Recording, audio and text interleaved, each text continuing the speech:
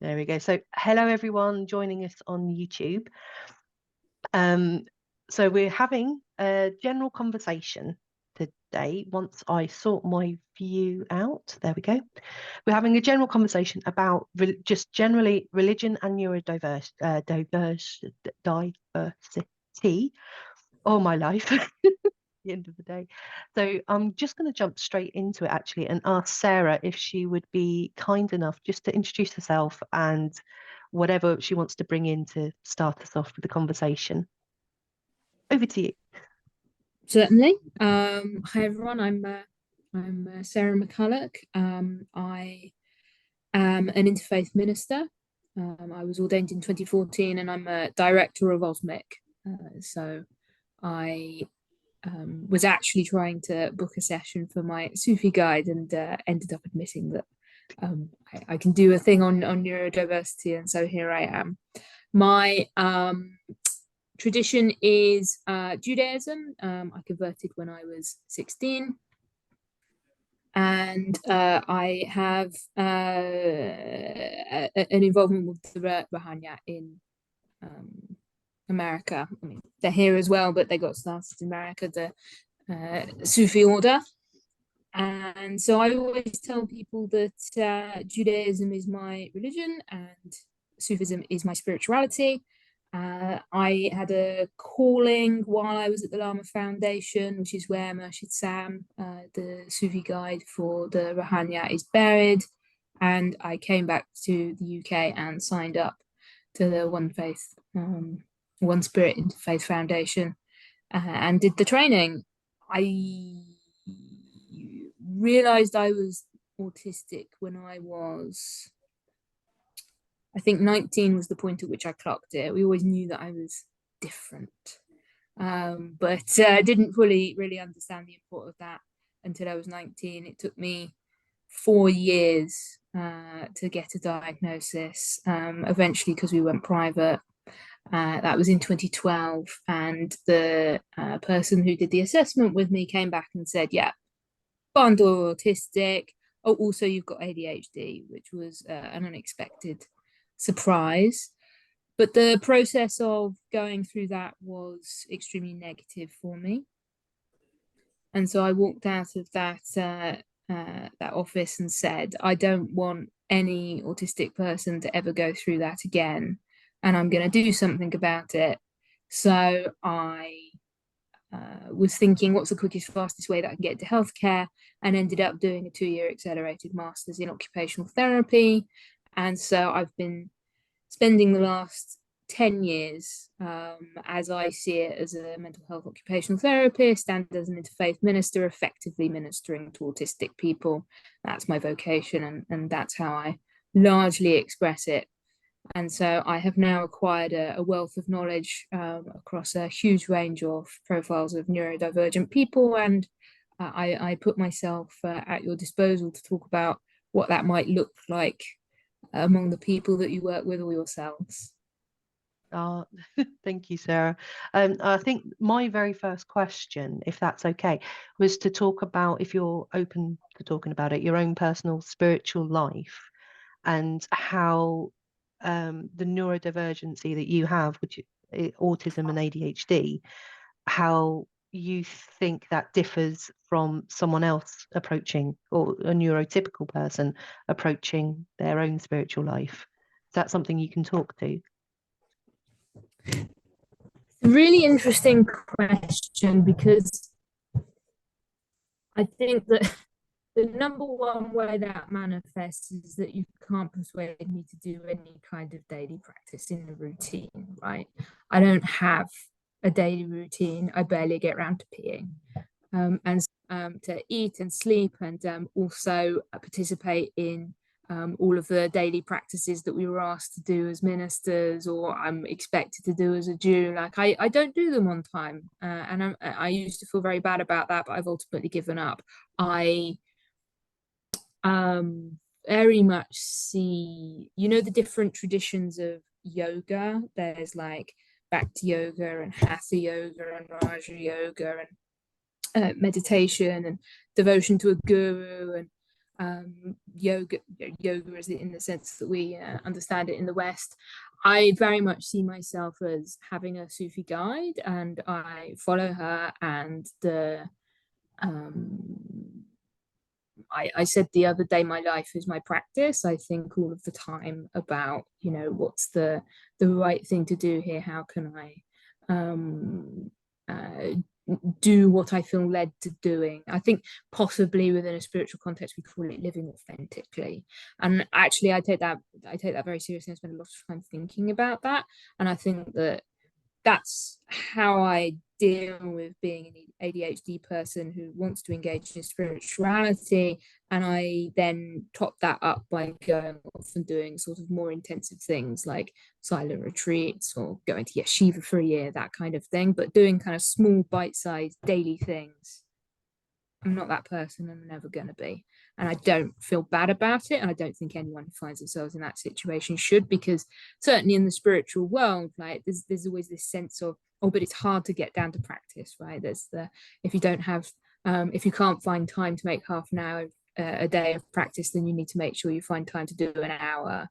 And I think that can really pile on the guilt for neurodivergent people who just, that is not a thing that they can do. And so I really think that you need to explore the avenues of spirituality that allow you to actually keep making that contact with source, and to allow you to keep developing spiritually as a person within the reality of what you actually can expect to find yourself doing on a daily basis. So I guess that's the first thing. And then the second thing, as I sort of touched on, is I do like going in for intensity, and I do like going off on silent retreats and hanging out by myself and getting very deeply into things, and then coming back out again. And I do set aside time to go and do that within my annual leave allocation. In terms of like my actual beliefs, I was thinking about this on the journey here, and how I've ended up in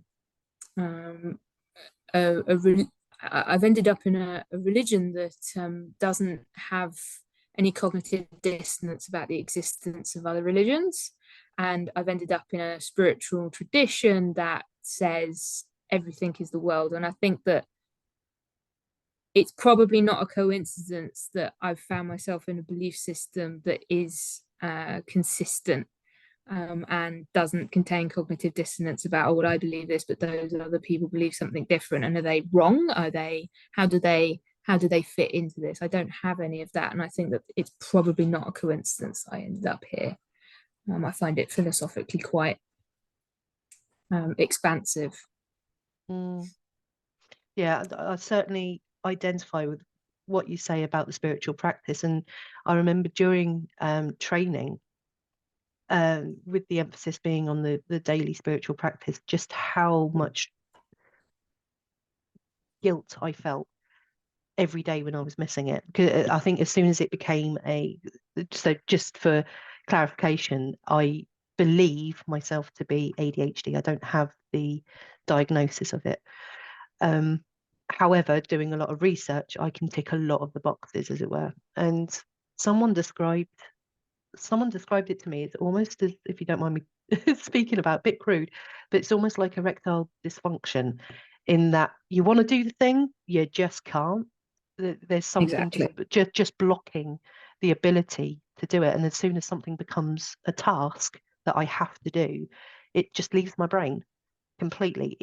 Even if I desperately want to do it, and I desperately want the benefits from it, just trying to do it became so guilt-ridden. And that's something I still struggle with. It's kind of like I want the discipline and I'd benefit from the discipline. I just can't. You don't have the dopamine for it there. There's no dopamine. But at the same time, I feel like the spirituality is in the mundane for me. Exactly. Actually, that's a perfect way of putting it. Spirituality in the mundane for me. And what's that saying? Fetch wood, carry water, do that for 10 years, achieve enlightenment. What do you do afterwards? Fetch wood, carry water. I firmly believe that you go up the mountain to realize that you never needed to go up the mountain. So why don't you just stay here? Yeah. Well, I know there's a couple of people just in the room here with us at the moment who do have a very strong practice. And not to put anyone on the spot, I wondered if you might like to talk, anyone here, on that, and how do you do that daily spiritual practice? Is it a sense of discipline that you have?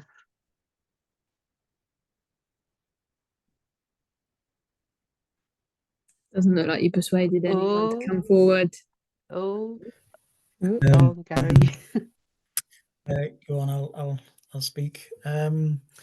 I because of work and everything else, and I had to be very disciplined. Without it, nothing happens, and you carry on your life with nothing happening, and you just pulled along with things you have to do. So I made that choice to, right, I'm going to set my alarm early and I'm going to get up. And so I get up early in the morning, and then that becomes my norm because I do it repetitively. And I know that if I don't do it, it ain't going to happen, and I want it to happen. So it's discipline, self-discipline, which is difficult, has been difficult for me. But if I don't do it, I just jump in and blow the consequences type thing. So yeah, I get up early, do my meditation and prayer, and I get so much benefit from it that, and it's so easy to fall out of, even though I get all the benefit, and I've got this regular routine, and yet it's just so easy just to drop it. But I continue it, and yeah, it's. No, thank you, Gary. I do appreciate you speaking. Did you want to say something there, Chloe? Yeah, I guess just something that helps me with this is structure. And I'm doing a course at the moment with a guide, and there are recordings guiding you through the practices. So I find that helps me to stay focused and present.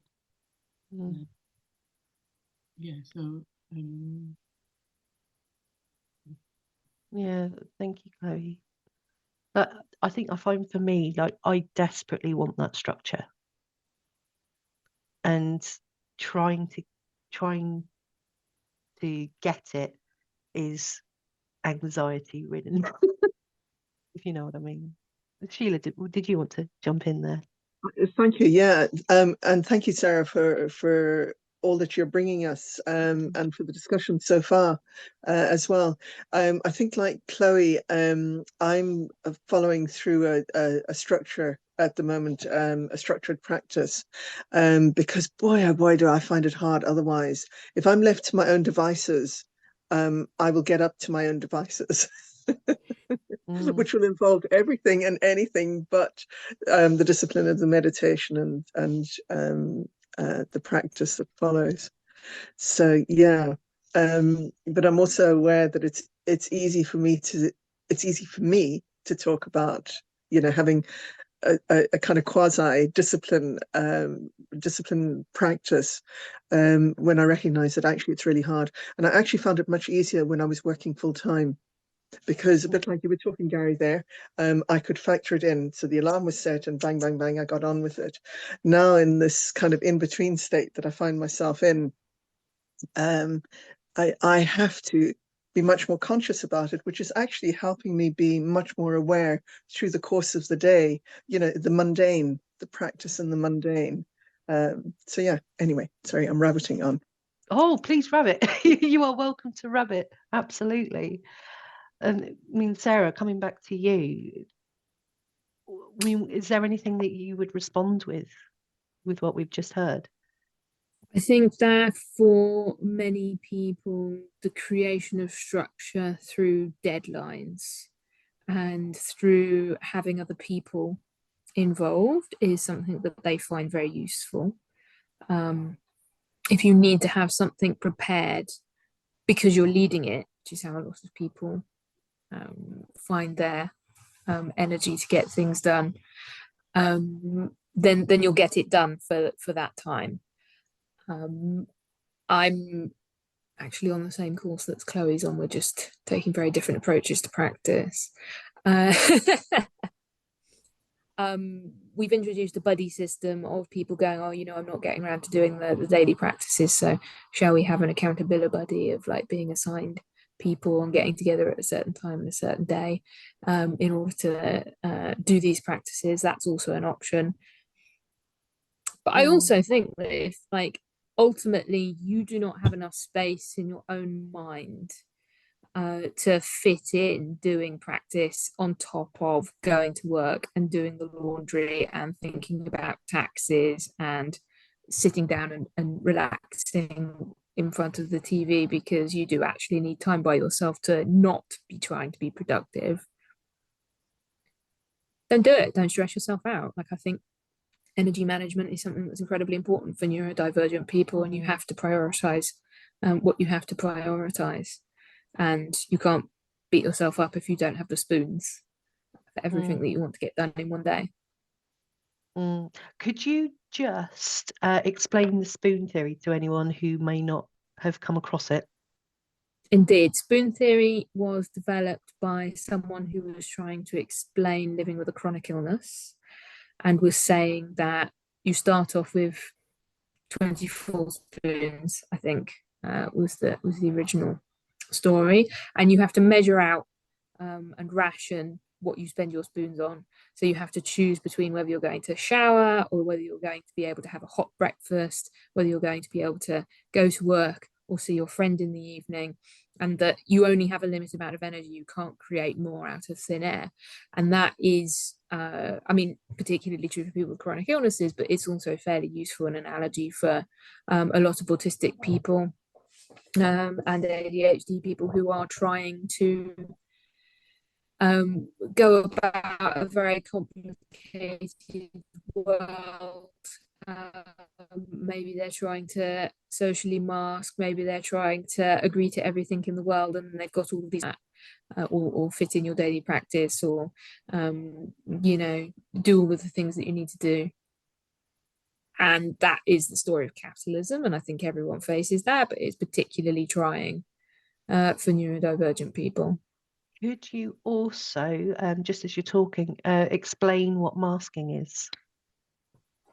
Masking is putting on a facade and behaving in a way that appears normal. And we all mask to a certain extent, right? Like, we're not the same person to our partner that we are at work, that we are whilst bowling, or as you know, when we're on as interfaith ministers. But if you have certain autistic traits that are considered undesirable in society, maybe you talk too much, or you interrupt people, or you hyper-focus on a particular subject, or you stim,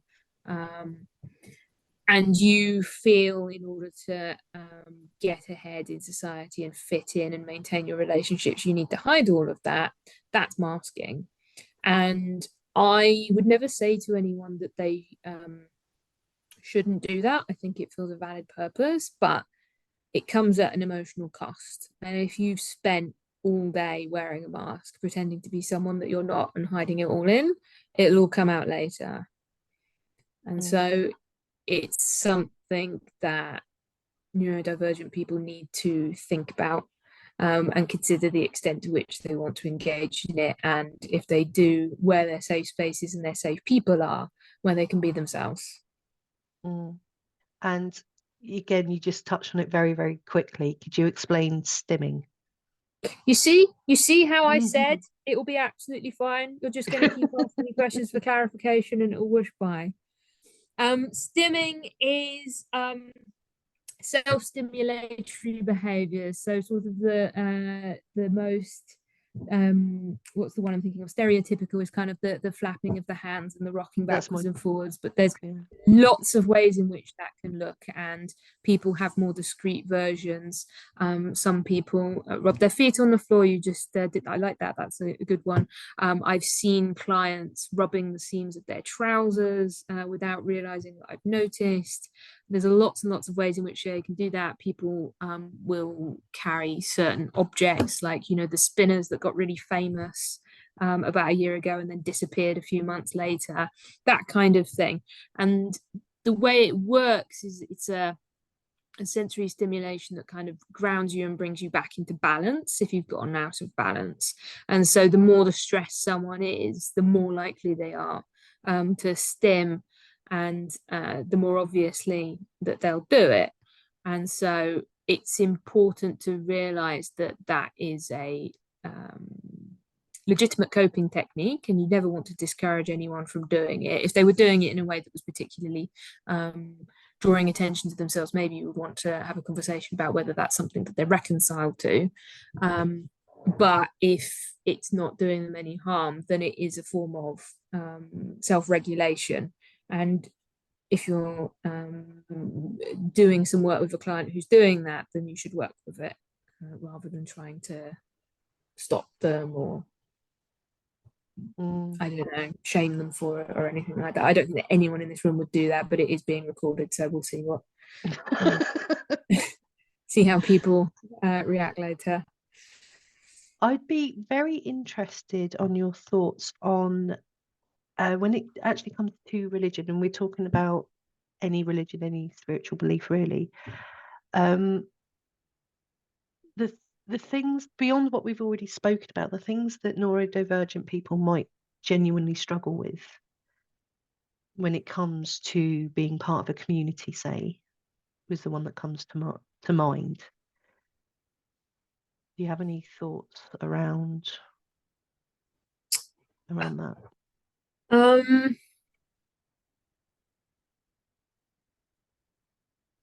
I think the thing about religious and spiritual communities is that they're full of people, right? And and there's a lot of, I mean, the benefit of religious communities is that there are many spoken rules of engagement and when you're supposed to be and where you're supposed to be, and that's often very helpful to neurodivergent people. But there's also so much politics and so much unspoken social interaction that can be quite distressing. I'm Jewish and I go to synagogue, and after synagogue services is a unstructured social situation known as Kiddush, where you bless wine and hobnob over biscuits.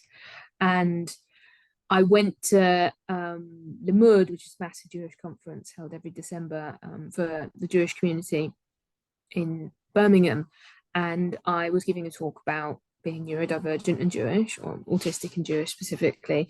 And I was saying to the room of people that was about half autistic and half not, you know, Kiddush is the unstructured social nightmare of an autistic person, which is such a shame because, you know, there's loads and loads of like structure and rules and routine and repetition in Jewish religious services. And then you go through, you know, the Siddur, the prayer book, and you know exactly where you're supposed to be and what you're supposed to be doing, you know exactly the right day and stuff. And then you all troop out into the hall and stare at each other.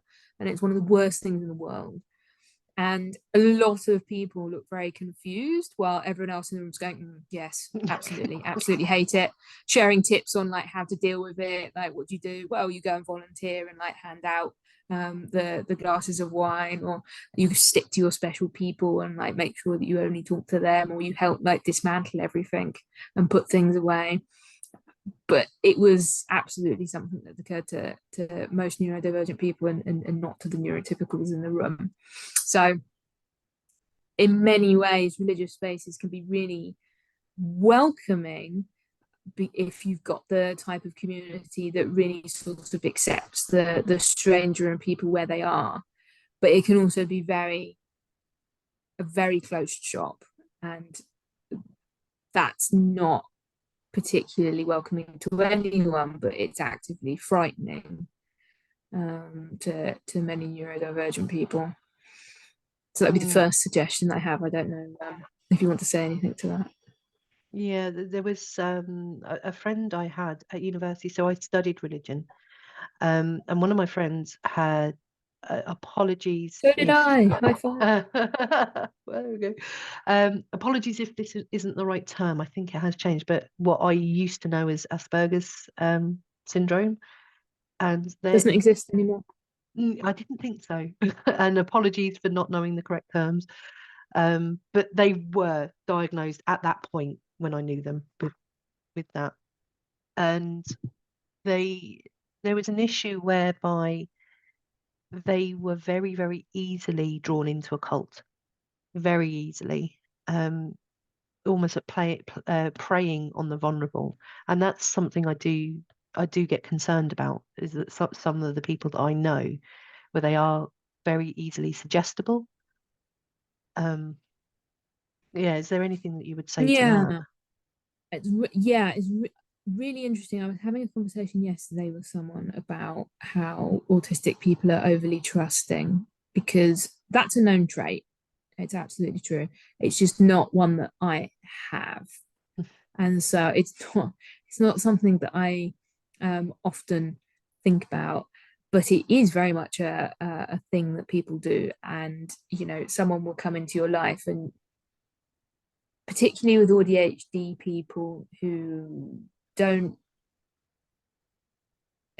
much take everyone as they are and assume that everyone's good and that everyone will be fun to hang out with and nothing could possibly go wrong, because ADHD are quite optimistic, not to generalize too much, but you know, there's always a sense of like, I'm going to go and achieve this and it's going to be over there, it's going to be great, and the steps to get there are a bit more vague, but we'll all work it out in the end. And the way that kind of manifests in your relationships is you meet someone, you go, you're probably a good person, that's fine, do you want to like run my company with me, without doing any due diligence whatsoever. And I guess I do that sometimes. I'm less inclined to do that, but it's definitely a thing. And I can see how, if you walk into a Scientology center and someone says, I think you're very depressed and you need to give me $500 for this book, an autistic person might well go, okay, well, this person said that, why would they be lying to me? I can see how you can easily fall into a cult, definitely. And some neurodivergent people can really struggle to like discern the value of information. Everything's kind of equal and you just kind of accept everything kind of coming at you, and it can make you quite vulnerable. I'd love to open this up. If anyone How does you stop someone from joining a cult? I'm not so I think there's a bit of a lag.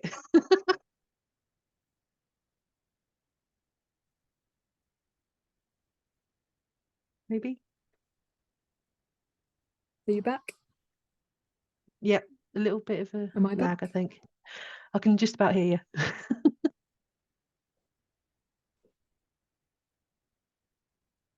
Okay, if what I was saying is I'd love to open this up. If anyone's got any questions, please feel free to jump in.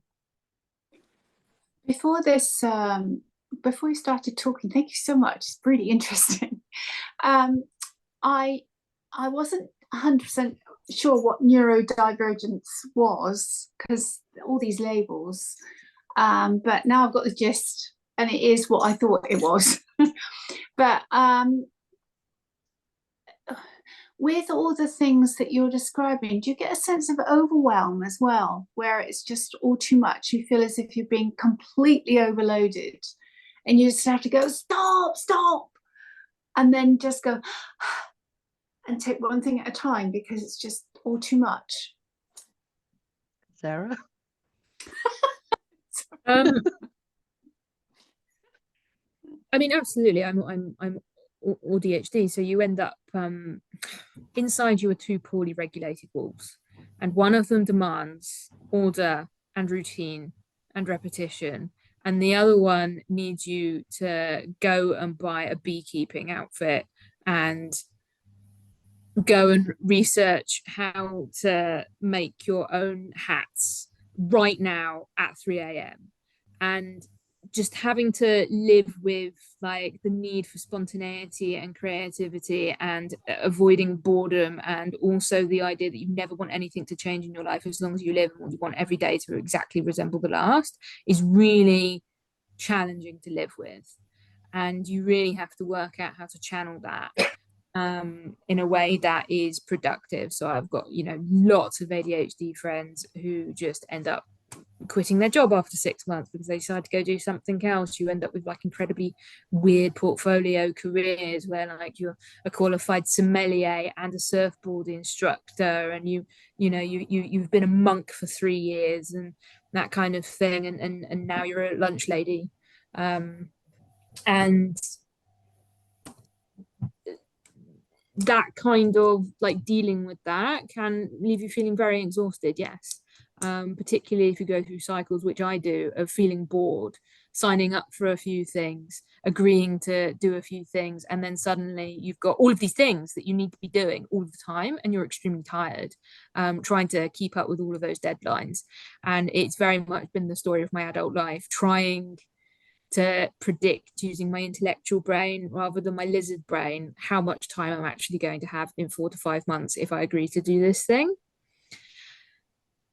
So yeah, it can. I think that really you're asking me about meltdowns, but I really wanted to be able to talk about effectively planning to avoid overwhelm in a more scheduling sense.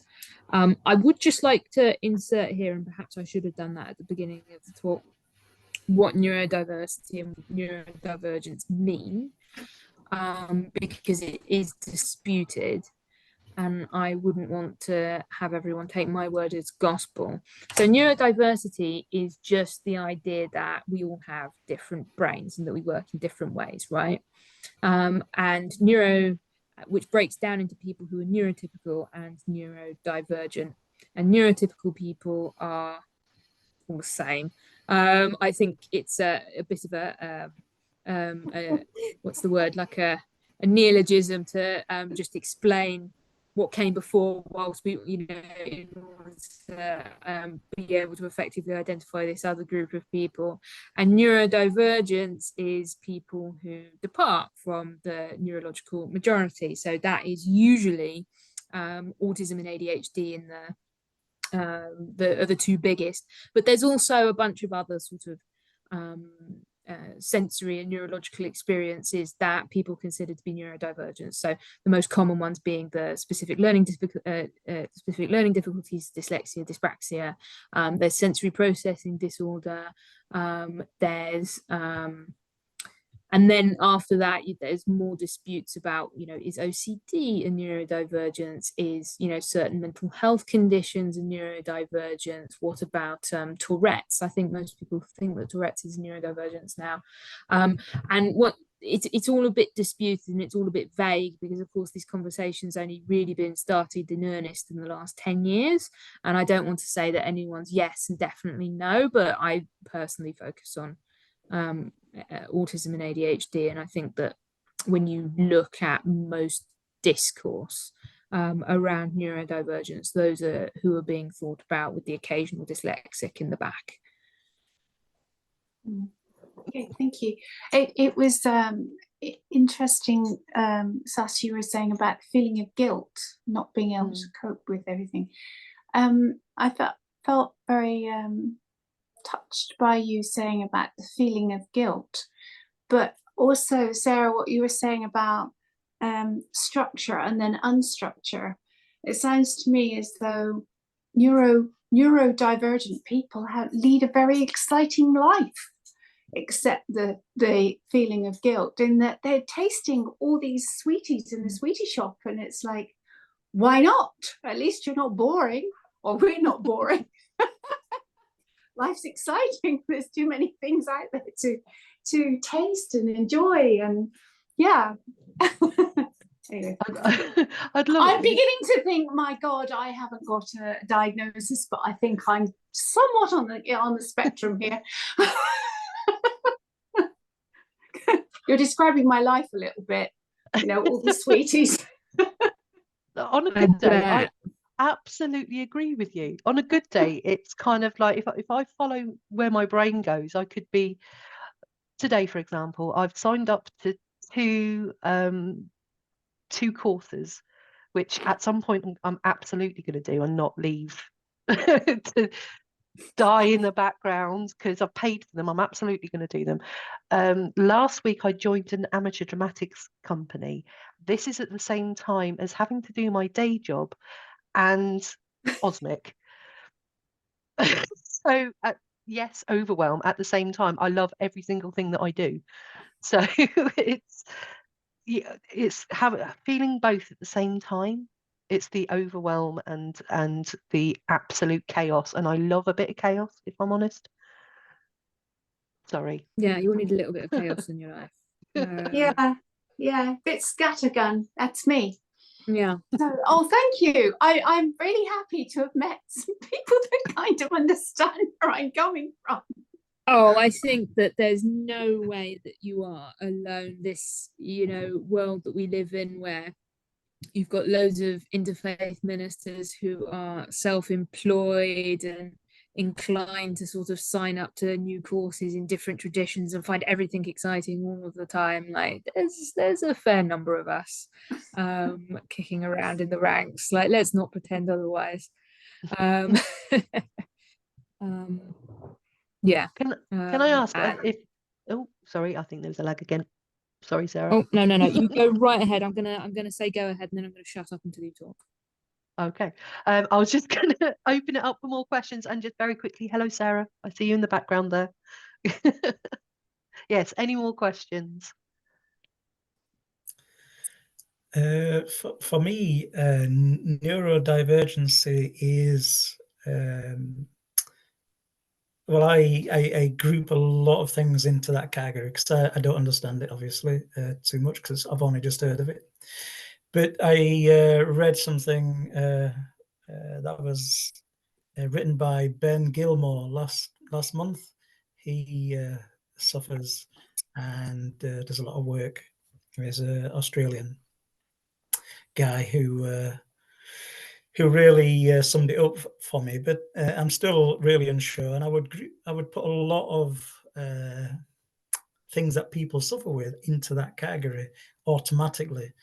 And by doing that, I think most people I come across have some kind of neurodivergency of some kind or other. And I see it more as a growing awareness that we're becoming more aware of people suffering these kind of symptoms that we've just described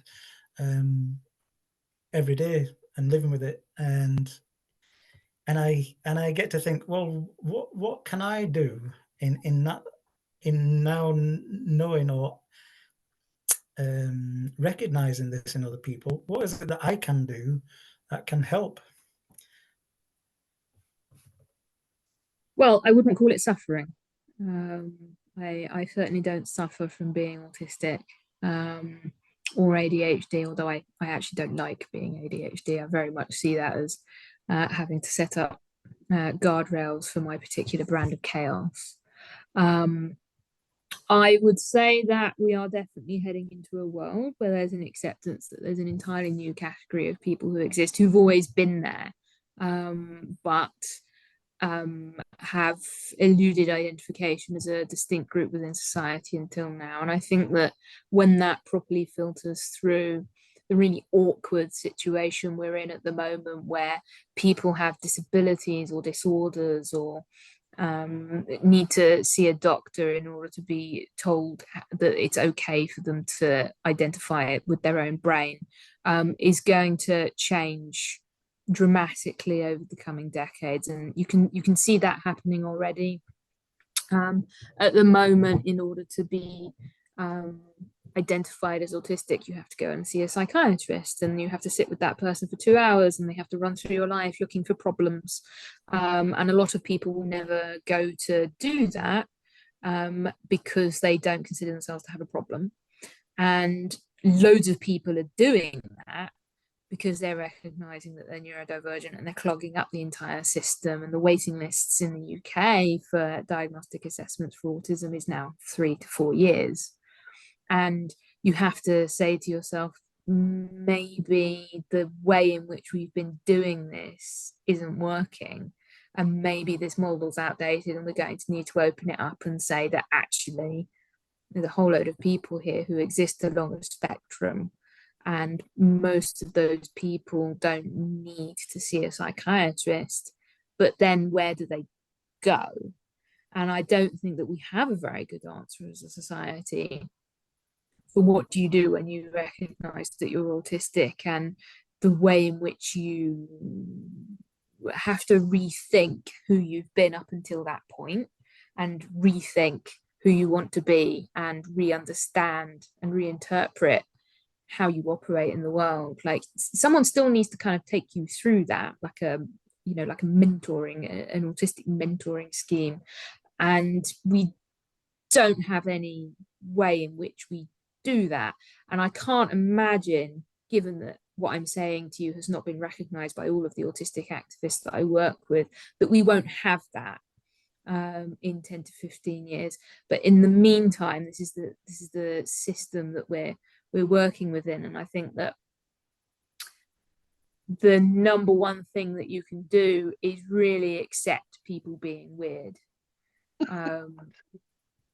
And that accepting that people are going to act slightly strangely or unusually outside of kind of the scope of your experience. And actually, I'm speaking generically because I know perfectly well the kind of people that we all hang out with, and loads of them are neurodivergent, and they don't really have any trouble hanging out in our spaces. But there are some more strict isn't the word, but a little more severe people who kind of want you to behave in a particular way and will sort of, you know, guide you back to that can make engaging in the spaces that we create slightly more difficult. And I really think that the number one thing that you can do is make it clear that people can bring what they need to your sessions. And my Sufi guide Jelani is very, very good at that, and that's why I follow her. And I think meditating on what that would actually look like, and not just paying lip service to it, would really benefit everyone, not just the neurodivergent people who are absolutely among you. If you don't mind, I would like to add something to that. In the groups that I've run, I think it might be a little bit easier where I am neurodivergent myself, so maybe it's easier to connect on that level. But generally, I'll ask people right at the very start to kind of like tell me their thing, tell me their weirdnesses, and like from there see what accommodations we can make. Essentially, is does someone need to hold something while we're sat in a circle? Do they need to be fiddling? Are they going to be doing this? You know, and is that okay? It's absolutely, you know, it's just kind of compromise almost, or not even compromise. Generally, I've not had to compromise. It's just a case of being all knowing, having boundaries set, things like that. I think it's just honesty, as far as I'm concerned, being honest about, or asking people to be honest about what they need, and inviting them to be honest. Yeah, I like that, actually.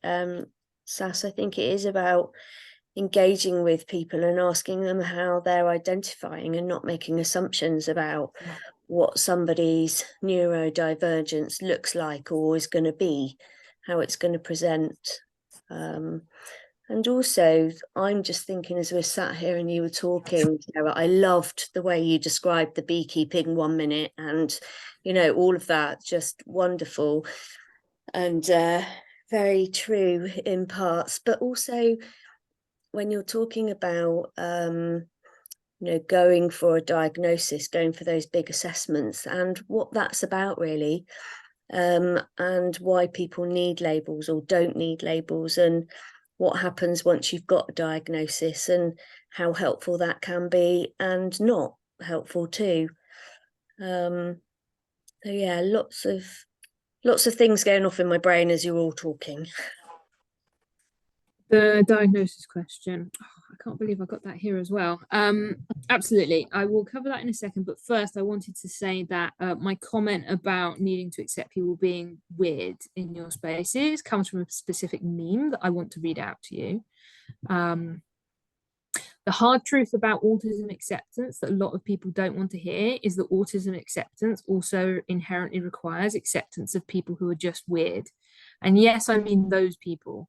Middle schoolers who growl and bark and Naruto run in the halls, 30-somethings who live with their parents, furries, 14-year-olds who identify as star gender and use neopronouns, picky eaters, adults in fandoms, people who talk weird, people who dress weird. Because autistic people shouldn't have to disclose a medical diagnosis to you to avoid being mocked and ostracized for that stuff that at absolute worst is annoying. Ruthlessly deriding people for this stuff, then tacking on oh, but it's okay if they're autistic, does absolutely nothing to help autistic people, especially when undiagnosed autistic people exist. Like it or not, if you want to be an ally to autistic people, you're going to have to take the L and leave eccentric, weird people alone. Even if you don't know that they're autistic, you shouldn't be looking for acceptable reasons to be mean to people in the first place. Being respectful should be the default. And I think that that is a great summary of what does it actually mean to create an inclusive environment. It doesn't mean creating space where people like have a label that allows them to be weird. It's they shouldn't need that label. They should just be weird, and that should be okay. And what does that look like in reality? I think that actually was quite a good segue onto diagnosis. I think the reality is, on the basis of every autistic person that I've told was autistic and my experiences working in mental health and working in a variety of places, is that the majority of autistic people do not know that they're autistic. And thus, the majority of people going around being autistic at you have no idea that that's a thing. And that's going to be the way for quite a long time. The numbers are skyrocketing because everyone's on TikTok these days discovering that they're not alone, but it's where it is at the moment. And I believe in autistic identity and not autistic diagnosis. I think that it's really important for you to realize that you're autistic and to understand what that means for you and how that affects you. And I believe this for ADHD as well. I'm just not like a major expert on the topic. I'm just someone with lived experience. But do you need a diagnosis in order to understand that you're autistic? No. Do you need a diagnosis in order to be able to advocate for yourself in a welcoming, accepting, inclusive environment? No. Do we live in that world? No. And so it really depends entirely on what you need.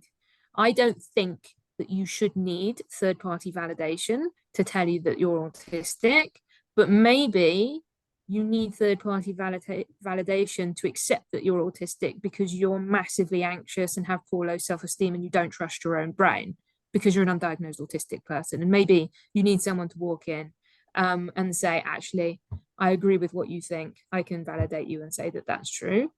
And maybe you need a diagnosis because you need the protection of what that piece of paper offers. I have one. I have a piece of paper and I absolutely use it at work, and I absolutely use it in places where I've been discriminated against to threaten people to back off.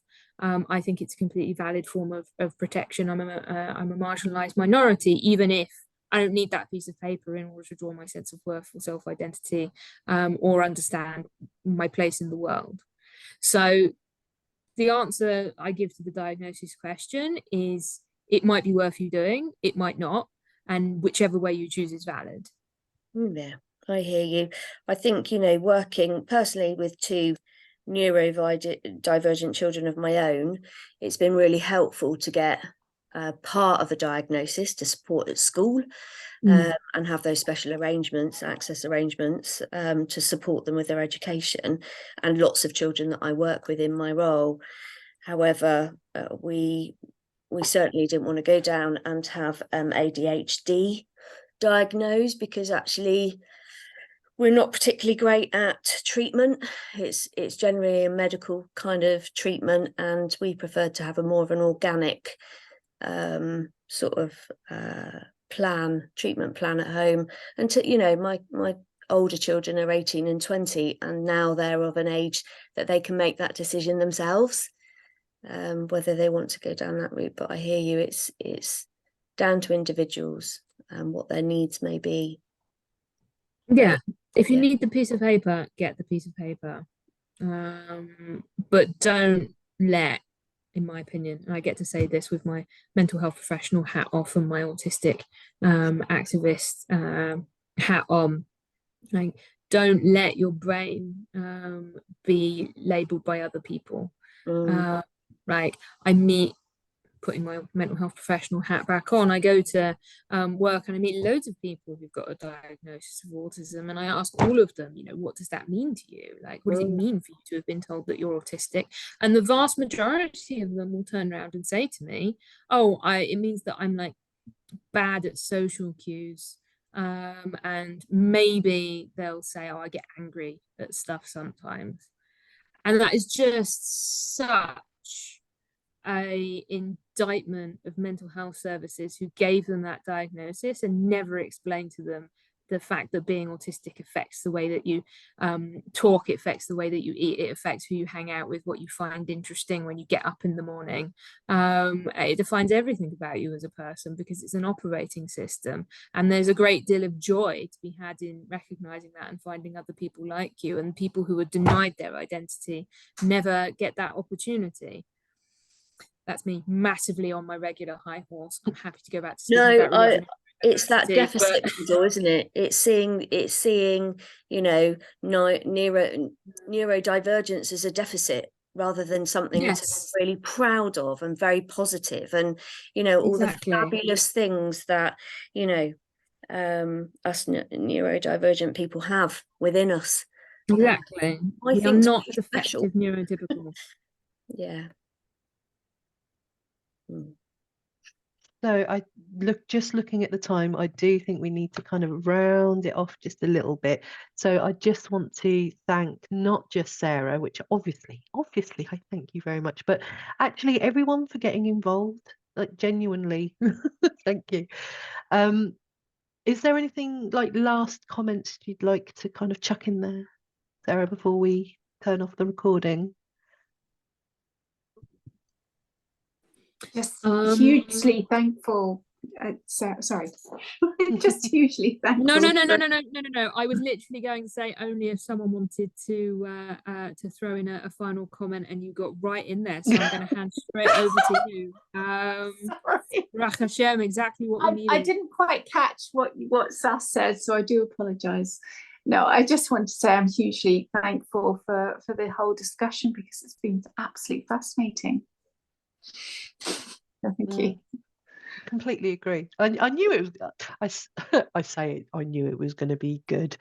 I had no idea. I think I was, before we started, like, I don't know what I'm going to say.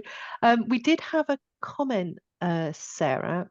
Could you share the quote in the chat, please, if you get a second? A meme, and I have posted a link to it just now. Yeah, it's done. Ignore me then. Okay, so thank you again. I'm just going to turn off the recording.